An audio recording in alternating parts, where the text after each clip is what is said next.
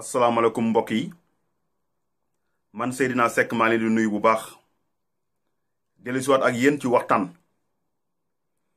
ndaxte actualité bi nga xamante ni tey jii sénégalais jaratul ñu koy wax muy coowal Assane Diouf bi nga xamante ni ak jàpp bi ñu ko jàpp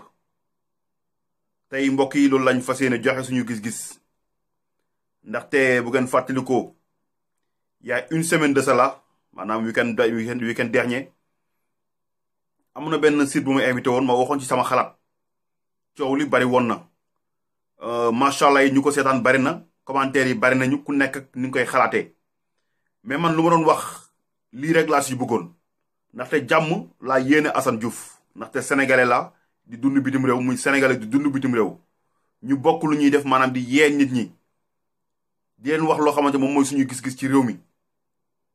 ba may wax keroog ne ku nekk ak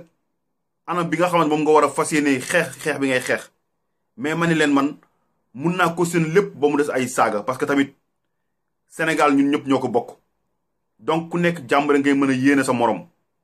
ma ni leen tey jii nit mën nga wax sa fulla wax sa fayda wax sa dëgg ba pare teg ko ci yar teg ko ci teggin ak anam boo ko mën a waxee mais ànd ak yar ak teggin ndaxte ay saaga moom sama waxu dem mooy sama waxu tey kenn du ko cautionner man duma bokk si ñu koy si ñuy ànd lu ni mel parce que ñun suñu problème nekkul keneen Macky Sall mooy suñu problème ndax moom moo jiite suñu réew ndax ku boot bukki xaj mbaw la du yaayu Macky Sall du papam du keneen ak keneen am na ñu si bari ñoo xam seen yaay yi waajur yi nekkatuñu dëddu nañu àdduna ñii seen waajur yi ñi ngi tëdd feebar neexul ci xol tamit nga tim leen di leen saaga saa su nekk loolu côté boobu laa doon waxee keroog moo taxoon ñu bari sax comprendre nañ ma si tey bu ñu ñëw ci mbirum Assane dama koy naqarlu parce que jàpp gu ñu ko jàpp it wax dëgg yàlla ak anam luñ ko mën a tuumaal moo xam ay terroriste la ñuy wax ak man yooyu yëpp intéressé wu ma man le fait que muy doomu sénégalais ñu jàpp ko rek loolu sama combat la musa nekk ndax képp ku ma xam-xam ni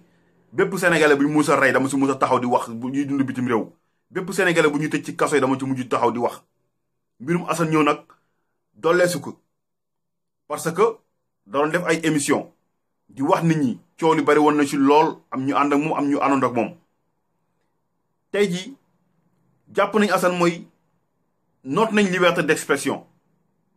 noot nañ doomu sénégalais bu nekk bitim réew tey jii lépp lu ñu war mooy jéem a former benn bloc taxawu ko ndaxte man lu ni mel lay def donte sax nu ñuy véhiculer suñuy message du benn mais jàpp naa ni war na ma mën a dal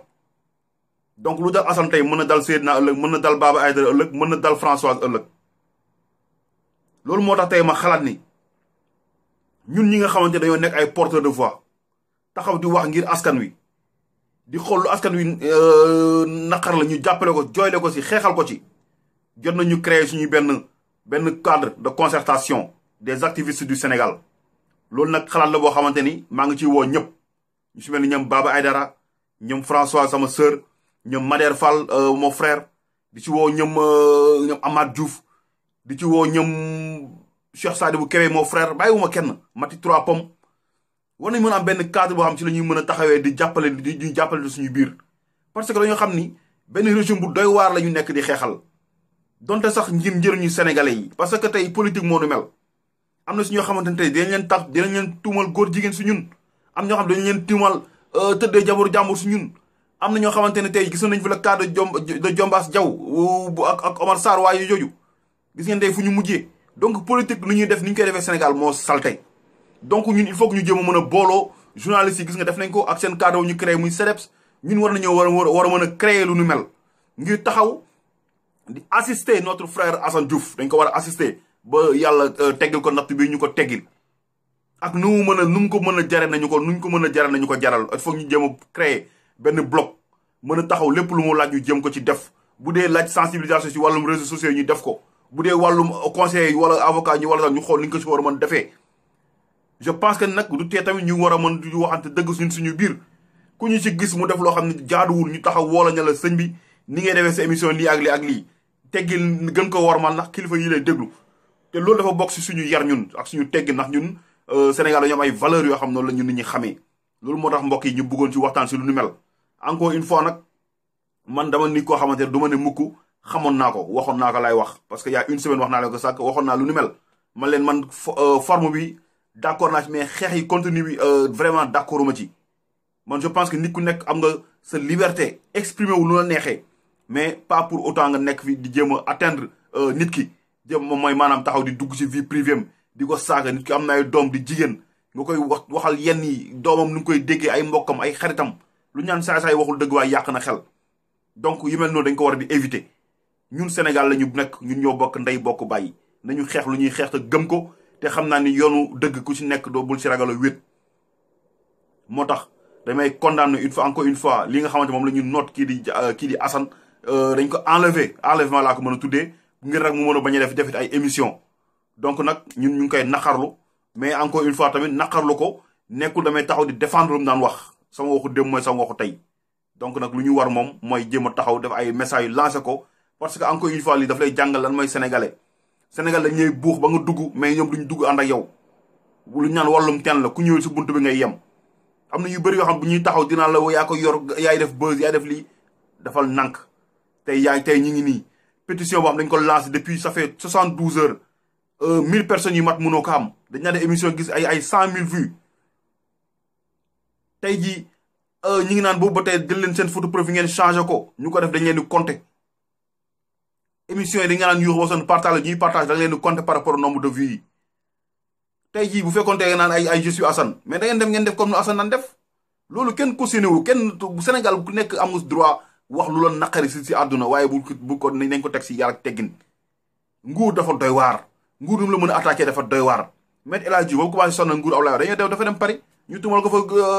violé xale bu jigéen jël ko dugal ko yàq deram ci média après dokka bàyyi nguur moo doy waar nañu xeex lu ñuy xeex teg ko ci yar ci teggin te sénégalais yëpp jugé xam ne ñun lu ñu si lu ñu nekk mooy dëgg te dëgg moom dëgg rek mooy mujj pour lii nag ndax naa ko sànq kenn ku nekk si ñun suñuy message ak suñuy discours mooy nekk ci féete ci wàllum côté askan wi mooy lu naq askan wi naqarle ñu taxaw jàppale leen si moo tax dañoo war a waajal suñu bopp nañu créer suñu benn cadre de concertation wax ci la ñuy mën a waxtaanee suñu biir waxante dëgg di critiquante di waxante dëgg après nag ku nekk tamit mu nga am sa position bopp parce que tey si ñun ñu si biir y a des indépendants y a des ñoo xam ay si parti politique lañ bokk am ñoo xam te parti politique aussi mooy loolu donc ku nekk ak fi nga féetee da nga am sa indépendance ak sa liberté di exprimer sa opinion li nga yaa xam li nga bëgg mais tey jii war nañoo mën a taxaw ak am suñuy cadre di waxante dëgg suñu biir tey mënoon nañoo dëgg Assane bokk ci cadre boobu ñu ne ko Assane kat gayan est-ce que tey mënoo wàññi sa parole mënoo def lii bu dee xam ne ñun wax nañ ko dëgg mën na ko changer loo il faut tam ñu waajal suñu bopp xam nga reer damay faral naan reer guddi lañ koy yàq waaye bëccëg la ñu koy waajal donc dañoo war a commencer waajal suñu bopp man duma si dinaa jéem a interpeller mes amis mes frères ñi nga xam ñu ñoo bokk combat bi ñuy mëne ngir l'intérêt des sénégalais ñu jéem a xool comment faire pour mën a créer cadre boobu xool nu ñu ko war a mën a taxawalee ba suñu doole gën a yokku nguur gi di ñu gën a bàyyi xel ci li nga xam ñu ngi koy xeexal askan wi